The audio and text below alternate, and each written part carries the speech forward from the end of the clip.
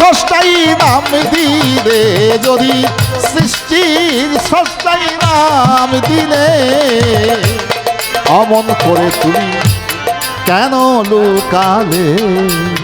ওরে যদি সৃষ্টি স্রষ্টাই নাম দিলে, যদি সৃষ্টির স্রষ্টাই নাম দিলে, অমন করে তুমি কেন লুকালে? এই গানে কি বলেছেন সাধক? মানুষ রূপে যদি পরিচয় তোমার, তবে কেন সেই মানুষকে বসতে গেলে আসে বাধাও দিবা?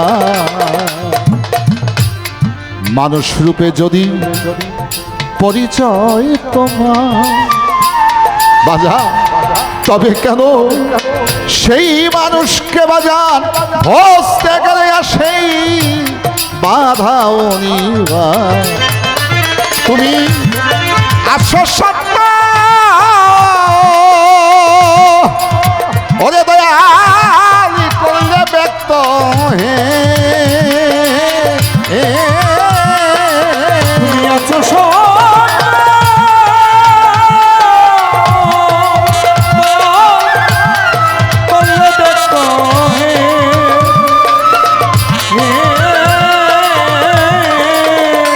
তুমি আছো সত্তা,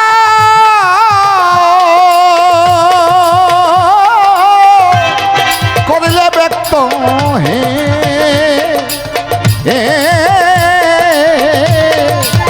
তবে কেন চুরি খেলিলে, তবে কেন চুরি খেলিলে, অমন করে তুমি কেন লুকালে? এই প্রভু কোথায় লুকাইছে? এই জায়গাটাকে অন্বেষণ করতে হবে, চিহ্নিত করতে হবে। যদি কেউ চিহ্নিত করতে পারে, তাকে আর গুইরা ফিরা বারো ঘরে বৈশা তেরো, সে ঘরে বৈশাই নিজেকে লাভ করতে পারে। রাখলাম এবার প্রশ্নটা, আবে হায়া, আগে অর্থ বুঝতে হবে। পানি, পানি এটা কি ভাষা? বাংলা, উর্দু? বাংলাও না উর্দু না, পানি হচ্ছে ফার্সি ভাষা। বাংলা হইল জল, ইংরেজিতে ওয়াটার, আর আরবিতে বলে আব। আপনাদের কাছে প্রশ্ন, নাম তো বিভিন্ন, বস্তু কি বিভিন্ন না একটা? যেটারে ওয়াটার কয় ওইটারই পানি কয়, যেটারে পানি কয় ওইটারই জল কয়, যেটারে জল কয় ওইটারই আব কয়। তাই ভাষার শুধু ব্যবধান, বস্তু তো একটাও। কি বলেন? বস্তু তো একটাও। তদ্রূপ আবে হায়াত, আব শব্দের অর্থ পানি, হায়াত মানে জীবন। এই জীবন নদীর পানি যে পান করেছে সে হয়েছে বিন্দু সাধু। এই বিন্দুর মধ্যে মহাসিন্ধু লুকায়িত, তাই এই বিন্দুর সাধনা করেই মানুষকে মহাসিন্ধু অর্জন করতে হয়। তাই আপ শব্দ তো পানি, হায়াত শব্দ তো জীবন। এই জীবন নদীর পানিকে যে পান করতে পেরেছে তার আর মরার ভয় নেই, সে অমর হয়ে গেছে। রাখলাম, এটা কি খাওয়ার আগে না পরে? না, এত রসব্যঞ্জক কথাটা এই জায়গায় নয়। এই কথাটা অনেক গভীর কথা, এই কথাটা অনেক গভীর। আপনারা গান শুনছেন যে বন্ধুর নামের মধ্যে যে মধু নিহিত আছে, এই মধু ওই মৌমাছির চাক্কাটা মধু নয়। এই মধু যে একবার পান করে তার সেই মধুর নেশার জীবনে কাটে না। তাই আমি আবে হায়াত সম্বন্ধে রাখলাম। এবার তার প্রশ্ন, একটা রোজা একটা নামাজ, হ্যাঁ কথা সত্য।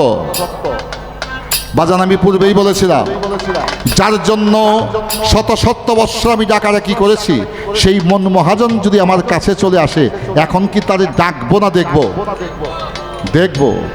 যার দর্শন শাস্ত্র পরিপূর্ণ হয়েছে, প্রতিষ্ঠিত হয়েছে, তার আর ডাকাডাকির দরকার নাই, তারা হচ্ছে দেখাদেখির ব্যাপার। তাই বাবু সুনীল কর্মকার আমি আপনাকে বলবো, সেই লোক ডাকাডাকি করে, যে লোকে ডাকাডাকি করে তিনি তাকে দেখতে পায় নাই, আর যে দেখতে পেয়েছে সে আর ডাকাডাকি করে না, সে করে দেখাদেখি, সে করে মাখামাখি। রাখলাম। রোজা শব্দের অর্থ সংযম। কি সংযম? আত্মসংযম। আত্মাকে সংযম করতে হবে। যে আত্মাকে সংযম করতে পারে সেই হয় রোজা। ওই রোজা হচ্ছে এক রোজা। তদ্রূপ আল্লাহর নবী বলেছেন, তুমি সুবেসা থেকে সময় থেকে মাগরিব পর্যন্ত অনাহারে রইলে, এটা তো কুকুরেও থাকে, কিন্তু এটার নাম রোজা নয়। রোজা হচ্ছে তোমার সেলফকে কন্ট্রোল করতে হবে, তোমার আত্মাকে কন্ট্রোল করতে হবে, তোমার রিপুকে সংযম করতে হবে, তোমার রিপুকে পরিশুদ্ধ পরিমার্জিত করে প্রভুর প্রেমে নিবেদন করতে হবে, তাইলেই তোমার রোজা হয়ে যাবে। এই রোজা যে করতে পারে এক রোজাই কাম সারে। আজমির শরীফ একটা কাওয়ালি শুনছিলাম, এই কাওয়ালিটার কথা মনে পড়লো প্রায় 25 বছর আগে। পাকিস্তানের এক কাওয়াল গাইছিল, আজ থেকে আমি তওবাকে তওবা করলাম। বললাম এইটা কি কয়? তওবা দেবার তওবা।